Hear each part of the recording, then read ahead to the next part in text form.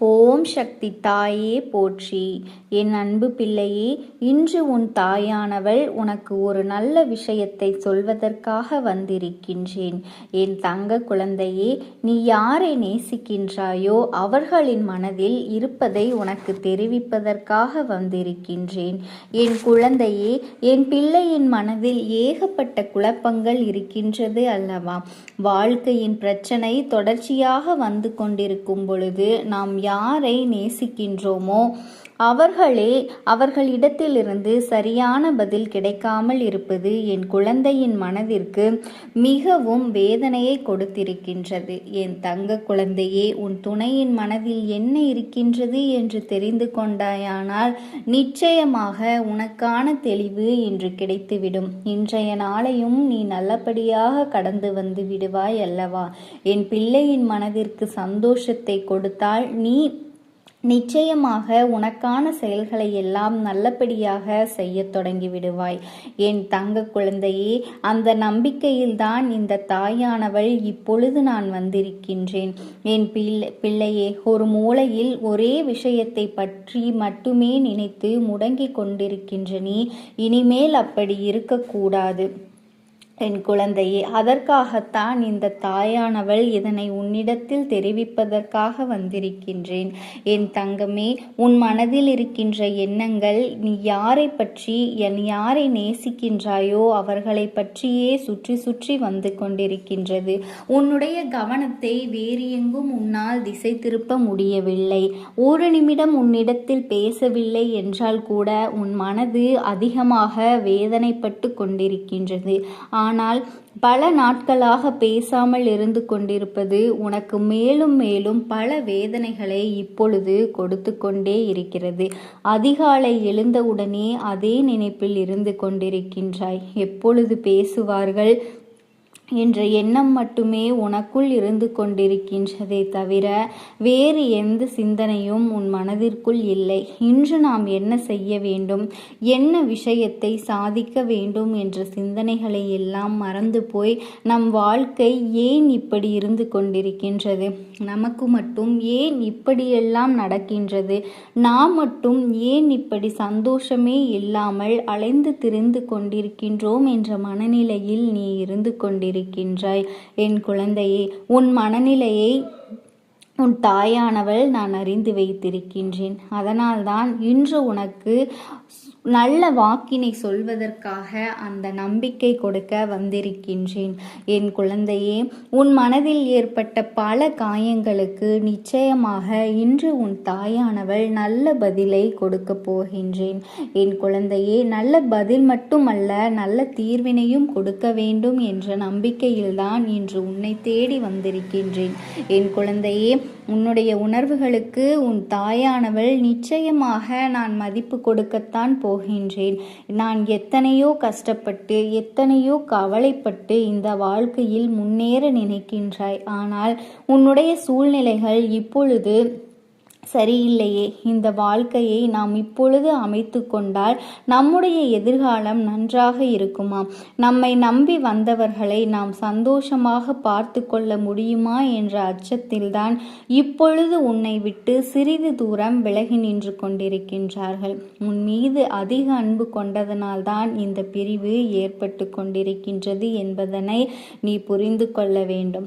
என் பிள்ளையே, உன் தாயானவள் சொல்வது, யார் உன் மீது உண்மையான அன்பு வைத்து சந்தர்ப்ப சூழ்நிலையால் பிரிந்திருக்கிறார்களோ அவர்களுக்கு மட்டுமே பொருந்தும் என்பதனை நீ புரிந்து கொள்ள வேண்டும். என் குழந்தையே, இன்று உன்னை வாழ்க்கையிலிருந்து விரட்டியடிக்க வேண்டும் என்று நினைத்து விலகி இருப்பவர்களுக்கு இது பொருந்தாது என்பதனையும் நீ புரிந்து கொள்ள வேண்டும்.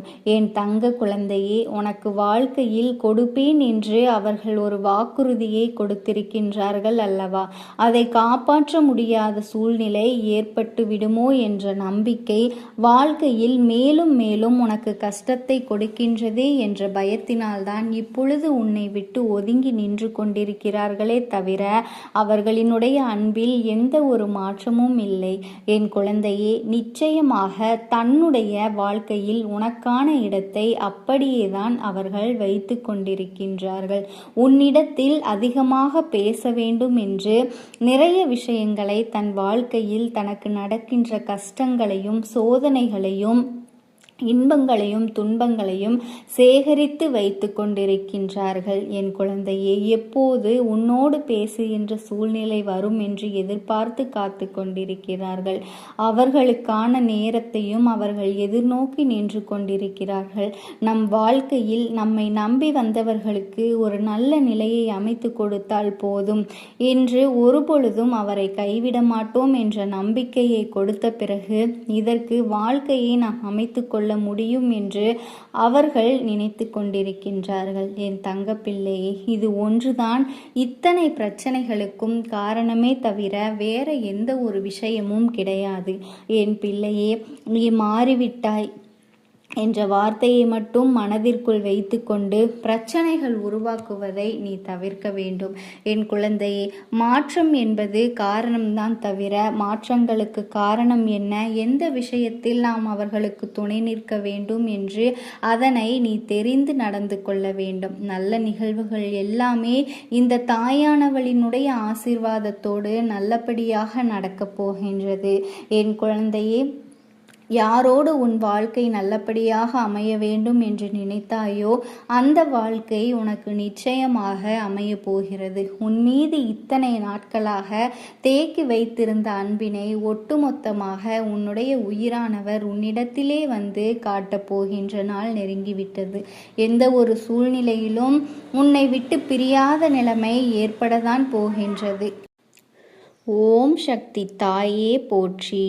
என் அன்பு குழந்தையே, இன்று நீ கேட்ட வரங்களை உனக்கு கொடுப்பதற்காக உன் தாயானவள் இன்று உன்னை தேடி வந்திருக்கின்றேன். என் தங்க குழந்தையே, அது மட்டும் அல்ல, இன்று உனக்காக ஒரு எச்சரிக்கை செய்தியை கொடுப்பதற்காகவும் உன்னை தேடி வந்திருக்கின்றேன். என் தங்க குழந்தையே, உன்னை சுற்றி இருக்கின்ற ஒரு நபரால் உனக்கு மிகப்பெரிய ஆபத்து ஒன்று காத்து கொண்டிருக்கின்றது. அவர் உனக்கு மிகவும் நெருக்கமானவர் இல்லை என்றாலும் சற்று தொலைவில் இருந்து கொண்டு உனக்கு ஆபத்தை ஏற்படுத்த காத்து கொண்டிருக்கின்றார். இன்று இந்த அம்மா சொல்கின்ற விஷயத்தினை தெளிவாக கேட்டு உன்னுடைய வாழ்க்கையில் உனக்கு இந்த ஆபத்திலிருந்து உன்னை நீ காப்பாற்றி கொள்ள வேண்டும். என் தங்க குழந்தையே, இந்த அம்மா என்னை பார்த்து நீ அப்படி கேட்பாயானால் நிச்சயமாக உன் அம்மா நான் உன்னை காப்பாற்றத்தானே வந்திருக்கின்றேன். என் அன்பு குழந்தையே, நான் சொல்கின்ற சில விஷயங்களை எல்லாம் நீ சரியாக புரிந்து கொண்டால் நிச்சயமாக உனக்கு வாழ்க்கையில் உன்னை சுற்றி வருகின்ற எல்லா தவறுகளையும் எதிர்கொண்டு நிச்சயமாக வெற்றி பெற முடியும். என் தங்க குழந்தையே, உன்னால் முடியும் என்பதனை நீ மறந்துவிடாதே. உனக்கு ஒரு ஆபத்து என்றவுடன் பயந்து என் பின்னால் வந்து ஒளிந்து கொள்ளாதே. எல்லா ஆபத்துகளையும் எதிர்கொள்ளக்கூடிய திறமையும் சக்தியும் உனக்குள் இருக்கின்றது. அதை புரிந்து கொண்டு நீ உன் வாழ்க்கையில் எல்லா விஷயங்களையும் செய்ய வேண்டும். உனக்கான மனதைரியத்தையும் உனக்கான நம்பிக்கையையும் மன வலிமையையும் இந்த தாயானவள் நான் தருகின்றேன்.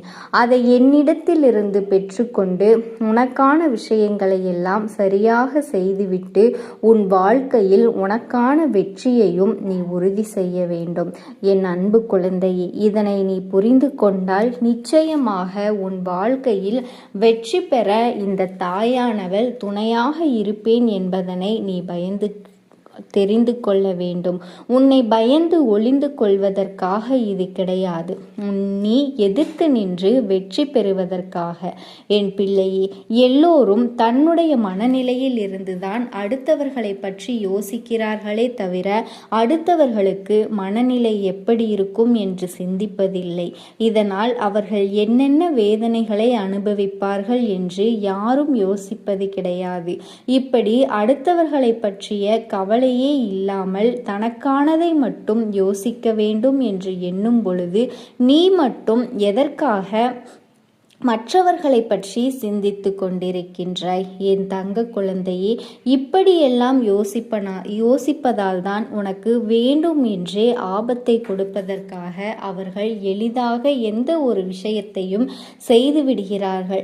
மனதளவில் சிறிதளவு கூட தயக்கமும் இல்லாமல் நாம் இதை செய்கிறோமே, இதனால் இவர்கள் எத்தனை கஷ்டங்களை அனுபவிப்பார்கள் என்ற எண்ணம் கொஞ்சம் கூட இல்லாமல் உன் வாழ்க்கையில் இதை நிகழ்த்தி விடுகின்றனர்.